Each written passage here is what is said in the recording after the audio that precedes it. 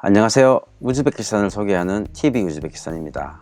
오늘은 짧게 우즈베키스탄에 주재원으로 파견 가시는 분들이나 가족이랑 같이 우즈베키스탄에 살러 가셨을 때 필요에 따라 가지고 기사를 써야 될 경우가 있어요.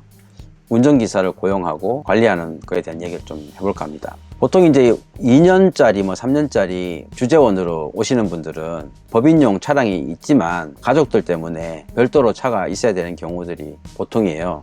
본인 차가 있는 경우에 기사만 쓰기도 하고, 지입차, 개인이 이제 차를 가지고 와서 월급을 받으면서 자기 차로 고용인에게 차량 서비스를 제공하는 거죠. 보통 지입차라고 하는데, 우선 지입차부터 먼저 말씀을 드리면, 마티즈 같은 경우에 기름값은 별도로 하고 한 300불 정도를 급여를 주면 차량하고 운전까지 다 해주더라고요.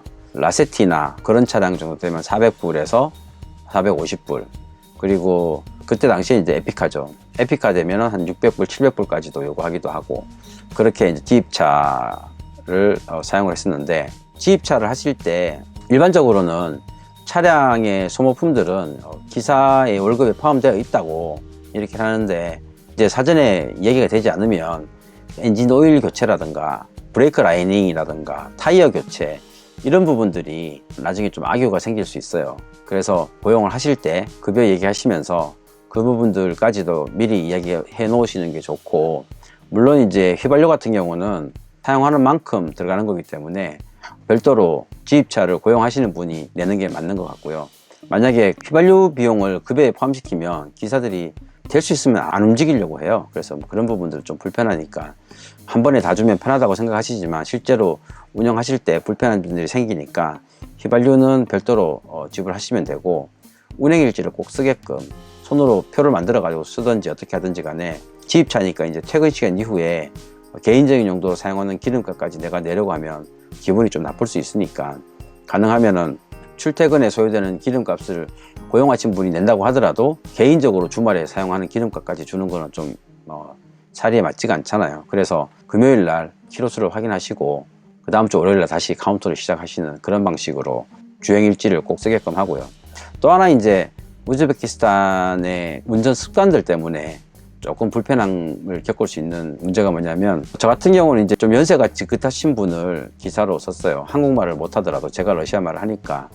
그 왜 그러냐면, 좀 젊은 친구들이 운전이 좀 험해요. 대체적으로 뭐 다 그런 건 아닌데, 뭐라 그럴까요, 승차감이 좀 안 좋고, 그래서 안 좋은 점이 있고, 또 하나 이제 젊은 친구들은 일들이 많아서 주말에 차를 좀 써야 된다거나, 근무 시간에 전날 또 친구들하고 모여서 술 마시느라고 운전할 때 막 졸기도 하고 막 그런 일들이 있거든요. 그래서 한 6년 동안 제 차를 몰았던 기사분은 술도 안 하시고 나이도 지긋하신 분이어가지고 제가 아주 편하게 6년 동안 그분하고 다닐 수가 있었죠. 그리고 성격도 잘 보셔야 되고, 이렇게 다혈질인 사람들은 운전하다가 다른 차량이 좀 위협을 가하면 막 욕하고 싸우고 그런 경우도 있어요. 심지어는 이제 내가 타고 있는데도 불구하고.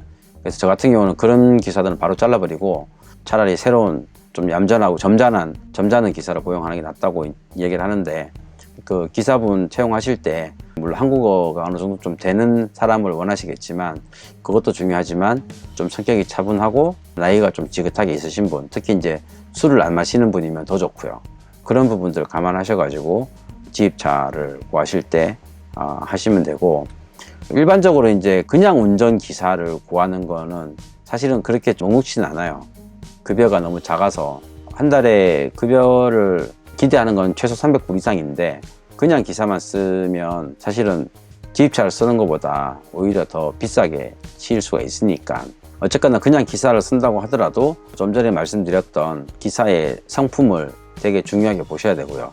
그리고 이제 가능하면 술도 마시면 안 되고, 나이도 좀 있으시고, 복장 같은 것도 좀 보세요. 특히 이제 법인 업무상 지입차를 쓰실 경우에는 그 기사의 복장도 사실은 회사의 이미지에 영향을 주기 때문에 단정하고 깔끔한 그런 복장을 평소에 입고 다니는 기사를 쓰시는 게 아무래도 좀 더 낫겠죠. 그런 부분도 좀 고려를 하셔야 되고요. 어떻게 보면 별로 중요한 얘기 아닐 수도 있고, 또 처음 가시는 분들에게는 좀 고민되는 문제일 수도 있고, 그래서 제 유튜브의 기본 취지는 가능하면 우즈베키스탄을 모르시는 분들에게 좀 더 도움이 되는 그런 내용을 담기 위해서 영상들을 제작하는 거니까 처음 오시는 분들이라고 생각하고 이야기를 한번 풀어봤습니다. 영상이 마음에 드시면 구독 꼭 눌러주시고요. 다음 영상에서 또 뵙도록 하겠습니다.